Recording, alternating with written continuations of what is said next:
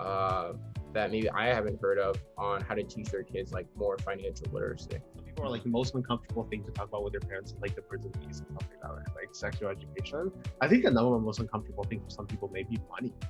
Yeah, Like, like think about what like parents teach us from the like don't ask people about how much they make. None of your business, right? Your money is your business and your business only. scariest piece of technology that you're not necessarily looking forward to. Here's piece. I would say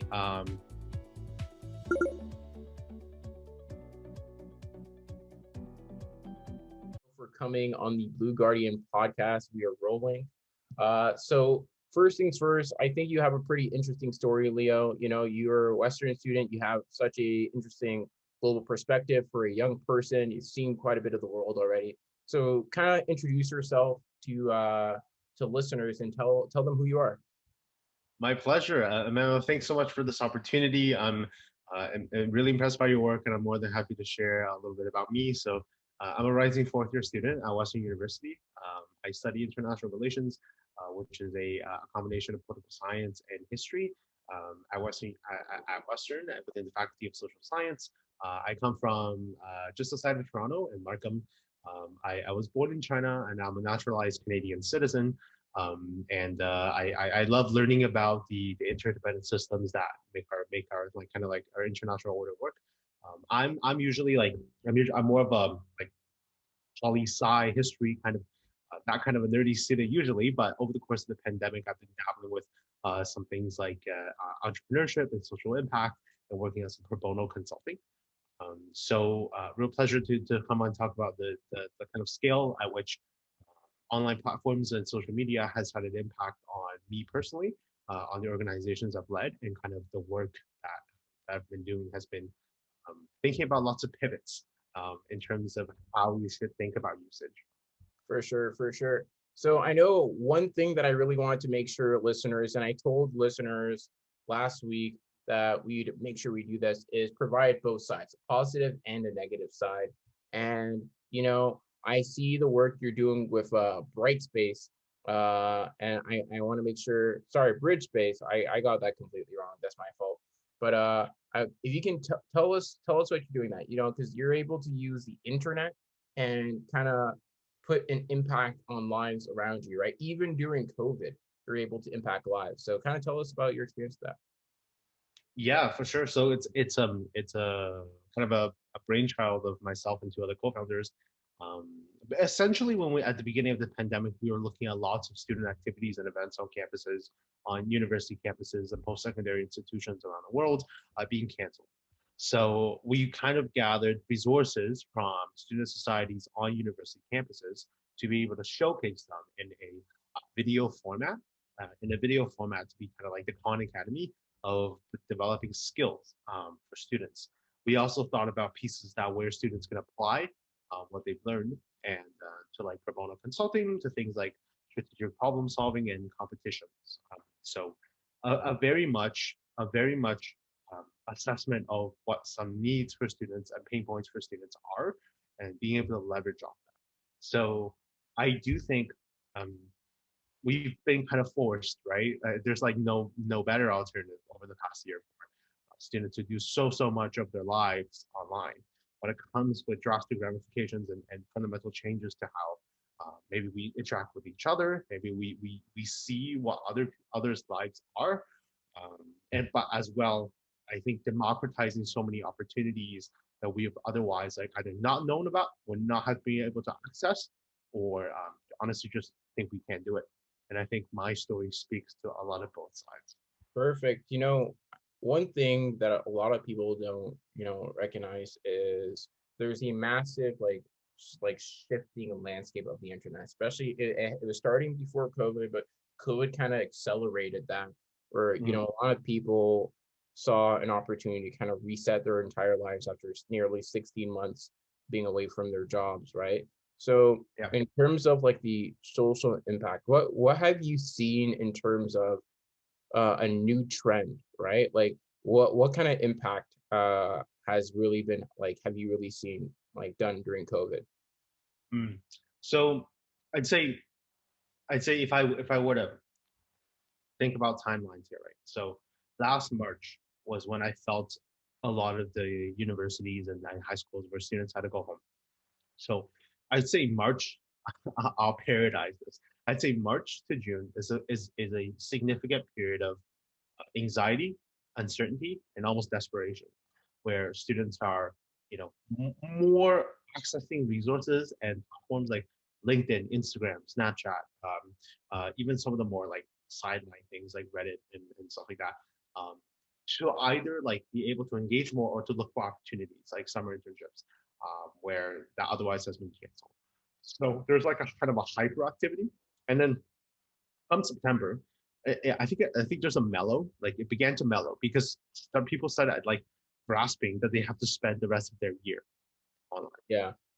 And I think throughout the school year, towards like December, January, we saw kind of like it like even like low point of extreme apathy and fatigue, of nobody wanting to do more Zoom, of people like kind of some people withdrawing from some of these resources online. And then towards the summer, I think as well, the recovery is asymmetrical, of course, from COVID for different countries. But I think once the weather gets a little bit nicer in northern parts of the world, like there's a kind of like retrenchment of looking for opportunities and engaging a little bit more and thinking about like what a hybrid mode or like more in-person engagement will look Yeah. like going forward and leveraging platforms to do that. So I think So we're on a rise. yeah, so now I guess we've kind of seen um both models. I don't know if you've been able to experience a hybrid mode, um, but you've definitely felt like the full lockdown, the full open up. I think we've all experienced the full open up. Yeah. Certainly both for most people. Um, like what are some main takeaways? Because a lot of students, and I'm one of them, right? I did a lot better in during the lockdown. I Mhm. was home alone. I'm a procrastinator many times, so just the ability to kind of set my own schedule, the freedom was amazing of it. Mhm. But I know a lot of people were kind of on both sides. So like, how about you? Like, kind of what spectrum are you in? Like, do you think we need to move to like a hybrid?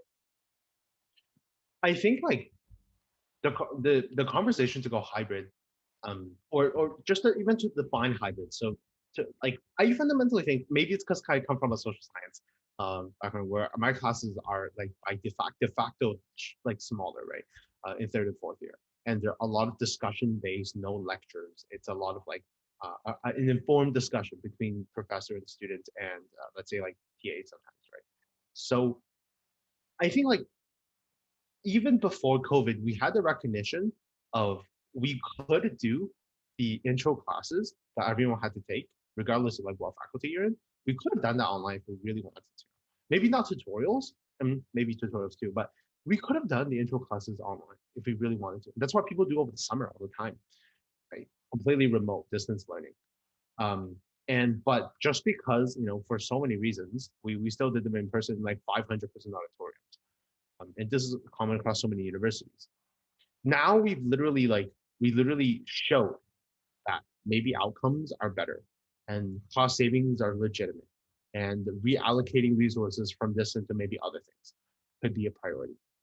And so, like depending on your program, of course, I'm speaking from kind of I can do this with my program, but um, basically, like I think I do better not thinking about this as a false dichotomy, to be honest, because it's not either Yeah, or. It's moving myself across the spectrum as much as I can to find a way to fit like what works for me the most. Um, and I think this discussion should be much more emphasized for our incoming students, yeah. um, who are adapting to probably dealing with this for the rest of their university careers. Yeah, in many cases, it's situate like the situation dictates, right? Yeah.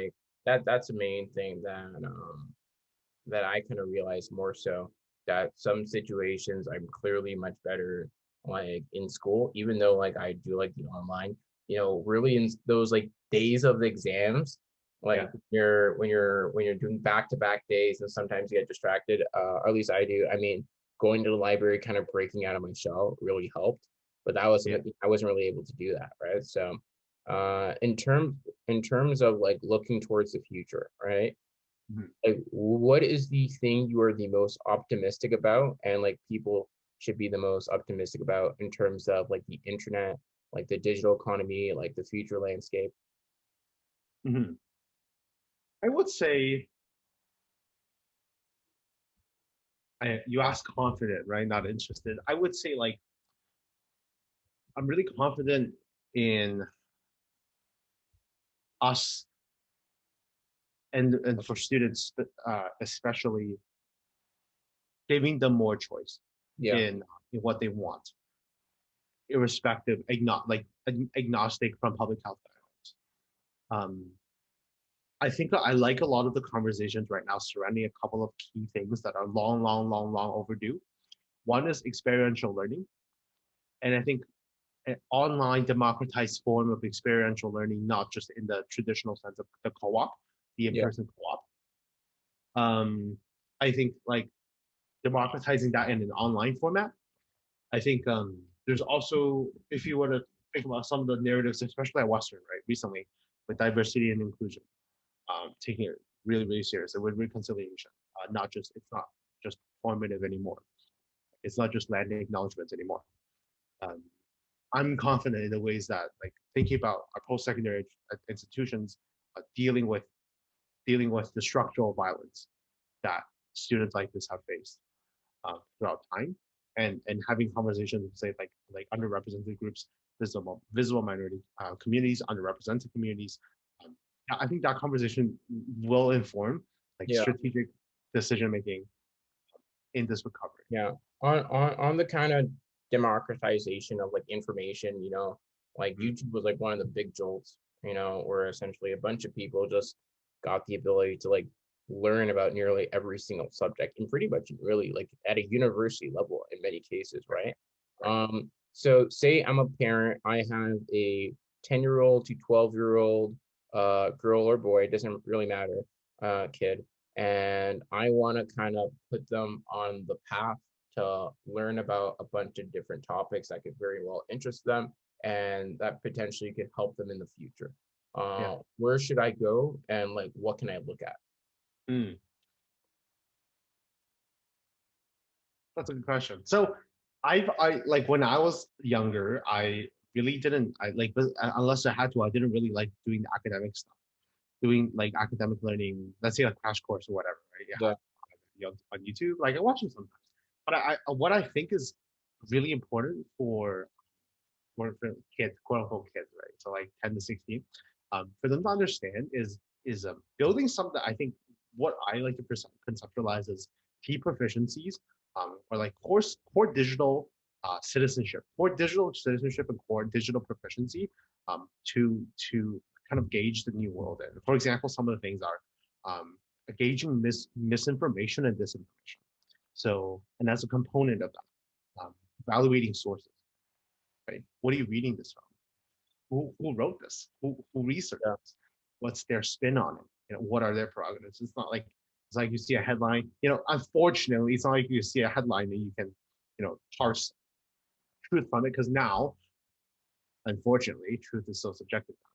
yeah, Especially when it comes to things that you may hear on the news like all the time about anything geopolitical, anything with regards to some sort of dispute. Right? I think that kind of digital literacy is so key. If there's a kind of I think this is under taught, but like financial literacy, and not just literacy, but understanding like what are the informed decisions that will work in like currently, getting things. I saw an app recently where it's like a simulated credit card app for yeah, kids to use before they turn an adult. Like it's these kind of conversations. Like I think YouTube is awesome, and then things like Khan Academy is really really solid. Wikipedia, depends on what it is, right? But it's good for a high level understanding. Um, there's another trend in the micro credentialism, kind of like taking a mini condensed course in a certain subject, to kind of like upskill in that specific thing. Just make sure you don't pay. Just yeah. make sure you don't pay for the certificate or whatever. But You know, sometimes, so I'll mention two things because the idea behind like global digital citizen is actually quite new, Right. and like not many people know it, but like yeah, here you're able to communicate with everybody around the world. There's no barriers to who you can talk to. There's very little barriers on who you can hire, very little barriers on where you can go, right? Um, this just was not the case just a few decades ago. Like it just was. So one of the main things, even when the with like the fintech aspect, where you have different financial companies trying to give people different abilities to like learn about it. I saw this one UK company, and I'm gonna edit it in, but basically it teaches. It's exactly what you said. It's like a kid credit card Right. where a parent can like teach their kids about like financial literacy, Mm-hmm. right? Mm-hmm. So I don't know if you're like into financial literacy, or is this, or you're more focused. Okay, well, perfect. Well, because like this was one thing that I thought that was like really interesting, because a lot of parents, kind of give their kid a checking card or savings card, save the money, or do what you Yeah. will, and kind of budget, but it doesn't really teach the kid too much. You're just teaching them the idea that money is a thing, right? Yeah. Yeah. I was thinking, what can parents do, even with new technology out there, that maybe I haven't heard of, on how to teach their kids like more financial literacy? Mm-hmm. Mm-hmm.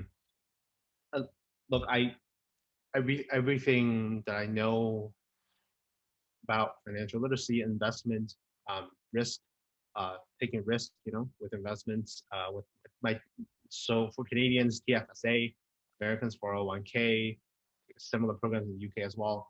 Like my parents didn't teach me any of this. My teachers never taught me any of this. Like the onus is kind of on us. And honestly, onus is kind of on us is like no longer looking at like the debt that our current generation, like across institutions and people, are taking on.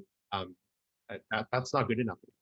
So being able to kind of immerse themselves and being early on in the conversation, of things like this, and still instilling kind of the shift in mindset of not just like I'll learn it when I'm an adult, or I'll earn it when I start earning money. I'll learn it when I start earning money, or like that's my parents' problem. I don't have to deal with it until I'm 18. Is a sort of like, I think, really antiquated concept.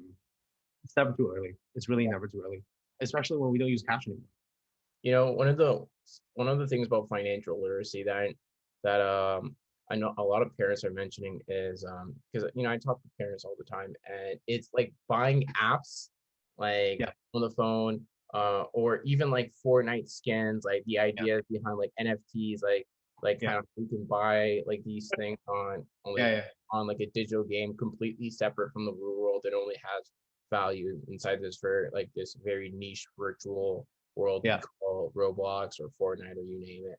And there's a lot of kids, actually. There's a story where a kid spent in the, I think it was like five figures Yeah, of their parents' credit card, yeah. um, just on like Apple games and stuff like that. So I don't know, financial literacy is a big one, like even understanding like these things. But yeah. So the main question I was gonna ask, I didn't get the answer, is, and it can be anywhere. Like, what have you learned that, like, if a parent's listening, to teach their kids, right, even at a young age, like what do you wish you had, say at 13, 14, 12, you name it? I think I was a pretty risk averse kid, so I wouldn't spend frivolously, but kind of somehow like um making it very clear to kids from a young age that like some sort of mechanism from them to understand what like the financial gain you get only comes from some way that you add value Yeah. or achieve some sort of gain, and equating the gains you have and the basically like money gives you freedom.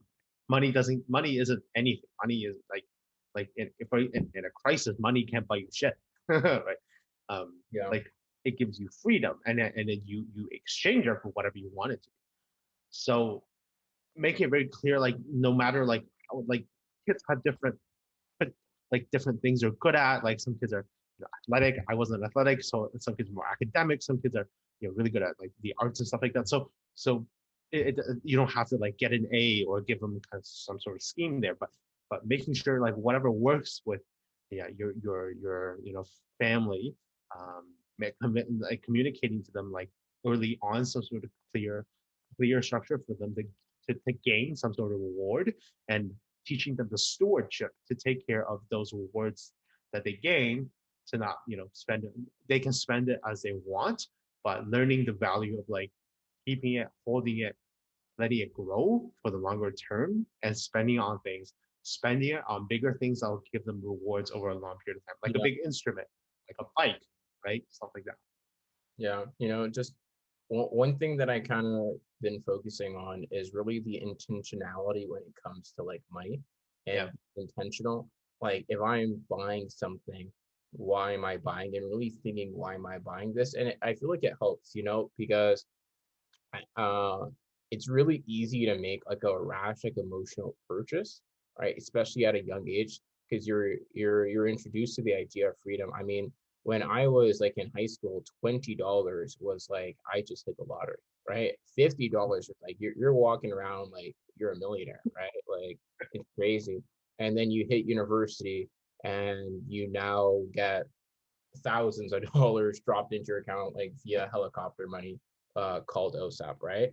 Now, like and it's this completely different relationship with money. Yeah. So how can you be more intentional? How can parents teach their kids more intentionality when it comes to money? I think it comes with the discomfort of talking about it. So I'd say like the number. I think like some people are like the most uncomfortable thing to talk about with their parents is like the birds and bees and stuff like that, right? Like sexual education. I think the number one most uncomfortable thing for some people may be money. Yeah, Like like think about what like parents teach us from the like don't ask people about how much they make. None of your business, right? Your money is your business and your business only. Um, and then like some of the values have been taught, like you can you earn it, do whatever the hell you want with it, right? Which is fair, which is true. But is it the best decision making matrix? And that's the problem. Like we're not just at a point of good enough, right?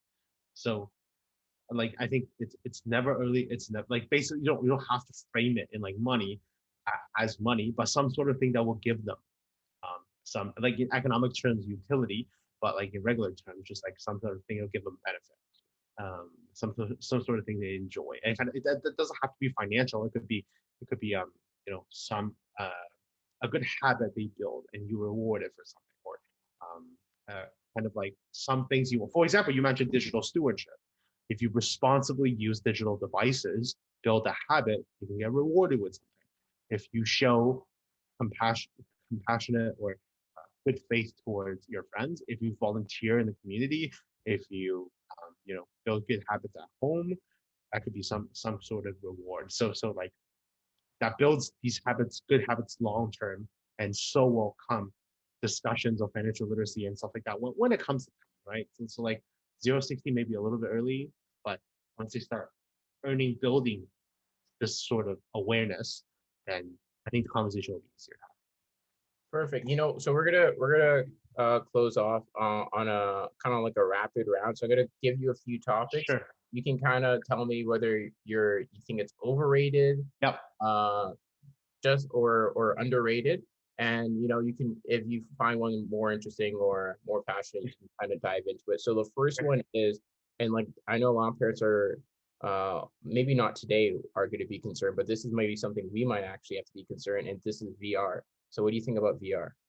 VR at the current where it is now underrated currently, but I think very soon it may be overrated. I think when they start coming out with things like real like more real, like right now it's a little bit tokenist, like kind of like you do it for fun sometimes. Some techie people do it for other things. Sometimes you do it for gaming. Sometimes you have other applications. It's pretty professional, but it's not a common household conversation. Yeah. Yeah, so I think So underrated right now. all right. So social investing instead of like only purely for profit. Social investing. I think I think overall um right underrated, but I think people make it too performative Yeah. sometimes, Yeah. right? Overall underrated. Fair enough. So what's the number one like piece of technology or trend that you're looking most forward for? Uh, looking forward to, right? Yeah. Um, when electric cars become really cheap, Yeah. um, and let's see, what am I looking forward to? I think I usually default to the internet, but let me think of something else. Um, maybe like maybe how blockchain will influence government monetary policy and decision making. Oh, you know what? How blockchain will influence cybersecurity Interesting. and crime, because there's a lot of challenges right now. I work for Global Affairs Canada, free, you know, last couple months ago, and they were having conversations of how blockchain and cryptocurrency is being abused for human trafficking, Okay. and that's the dark net, right? A huge problem there. So how do we fight it? How do we regulate it? How do we control Yeah. So scariest piece of technology that you're not necessarily looking forward to. it? Here's piece. I would say AI. I would say the democratization of um, really advanced facial recognition cameras and having biometric data collection on a mass scale. Yeah. Number two more. So number one thing that if I'm a parent, I have an 11-year-old kid, number one thing I can do to keep them safer online. Human zip line. Okay. Making sure their usage, um, making sure that there are conscious and active conversations about um, what they're what what they're viewing online, what they find interesting, making sure you're a part of the conversation of maybe actively, maybe passively, just understand what they're consuming and what platforms they're on, and then teaching them a way to kind of categorize or evaluate um, kind of the resources that or kind of the game. It could be games, it could be articles, it could be apps, right? It could be websites. Kind of like evaluate what it means for them and why they're doing it. Yeah. And the last one is who is someone that your biggest inspiration, biggest person that I don't know you really read up on, someone that's influential within like your work and within your life. I would say President Obama for sure. That's why I have his books. Um, but I would say like more increasingly, um, I'm I'm looking at the people who are able to like intersect some of the trends we are seeing now with regards to, let's say, like sustainable fashion or sustainable ways of producing, and basically make investments, as you said before, make investments in new emerging areas like DeFi, for example, or carbon capture technology that will allow us to make this green shift. So some of the entrepreneurs in that field I find really interesting and inspiring. Perfect. All right. Thank you so much, Leo. That's really super valuable for everybody. Super valuable for me. Definitely learned a lot. And I just want to say thank you for coming on and being like this is you're by the way, you don't know this. You're our first guest, right? So I appreciate it. And I hope you can come back again another time. We can continue that conversation. My pleasure, Manuel. Thanks so much for having me on as the inaugural guest. Have a great rest of your day. And thanks for listening.